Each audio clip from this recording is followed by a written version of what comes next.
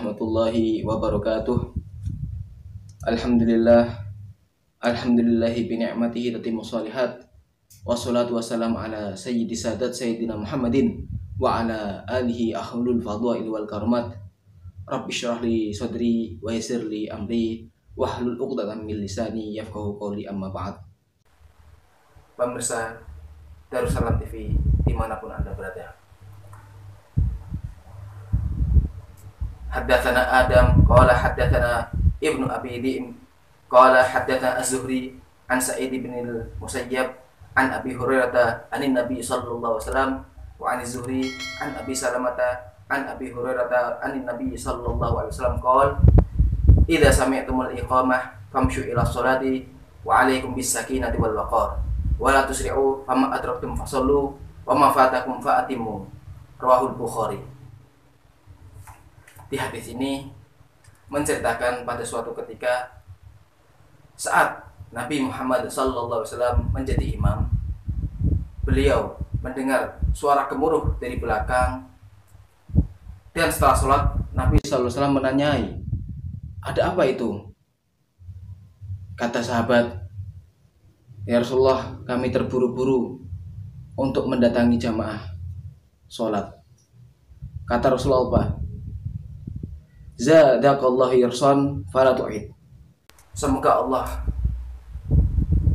memberi semangat kepada kalian untuk lebih semangat dalam berjamaah, dan janganlah kalian ulangi. Kemudian Rasulullah SAW juga bersabda, idza sami'tumul iqamah, ketika kamu semua mendengar suara iqamat, famshu ila sholati wa 'alaikum bis sakinati wal waqar, maka datangilah sholat jamaah itu dengan berjalan kaki tenang, dengan tenang dan dengan sopan. Jangan tergesa-gesa, jangan berlari-lari. Wala tusri'u, jangan berlari-lari. Fama adraktum fasallu, apa yang kalian temukan saat sholat, maka sholatlah seperti apa yang imam lakukan. Wa ma fatakum fa'atimu, dan apa yang kurang dari sholatmu maka sempurnakanlah. Dari hadis ini kita bisa terpahami bahwa tergesa-gesa untuk mendatangi sholat itu tidak baik. Ini menunjukkan bahwa tergesa-gesa mendatangi sholat ketika qomat sudah dikumandangkan itu sesuatu yang makruh atau tidak disunahkan Nabi Muhammad SAW. Gimana semestinya? Semestinya ketika adzan dikumandangkan, kita harusnya sudah bersiap-siap untuk mendatangi sholat. Kita berwudu, kita memakai pakaian untuk sholat. Agar apa? Agar kita bisa datang dan berjamaah dengan sesuai dengan takbiratul ihramnya seorang imam. Karena keafdalan dalam sholat itu takbiratul ihram dengan imam itu lebih afdal. Antara tergesa-gesa mendatangi sholat dengan tergesa-gesa mendirikan sholat itu sesuatu hal yang berbeda. Tergesa-gesa mendatangi sholat ketika telah dikumandangkan qomat itu sesuatu yang makruh. Tapi tergesa-gesa mendirikan sholat artinya apa? Tergesa-gesa saat adzan dikumandangkan kemudian kita siap-siap, itu baik. Kemudian ketika sesuai dengan hadis ini, fama adraktum fasallu, ketika seorang makmum menemukan imamnya sedang, entah itu sedang ruku, entah itu sedang sujud, maka sholatlah seperti imam itu. Kebanyakan dari kita ketika imamnya sedang ruku atau sujud, mereka nunggu biar imamnya berdiri. Tidak, kurang tepat. Yang tepat ketika imam ruku, ya kita takbiratul ihram Allahu Akbar kemudian ikut ruku. Ketika imam sedang sujud, kita takbiratul ihram kemudian ikut sujud. Itu sesuai dengan sunnah Nabi Muhammad SAW. Bukan kita menunggu imam berdiri naik kemudian kita baru ngikutin takbiratul ihram kemudian ikut berdiri, enggak. Tapi ketika kita menemukan imam seperti apa, maka sholatlah seperti imam itu.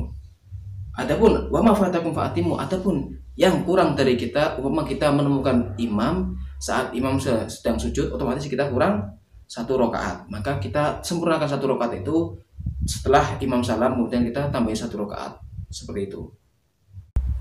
Dari hadis ini kita dapat pahami bahwa pertama, kalau hadul harwalah indal maji ila sholah, makruh ketika iqamah telah dikumandangkan kemudian kita berlari agar bisa menemukan jamaah, itu kurang tepat.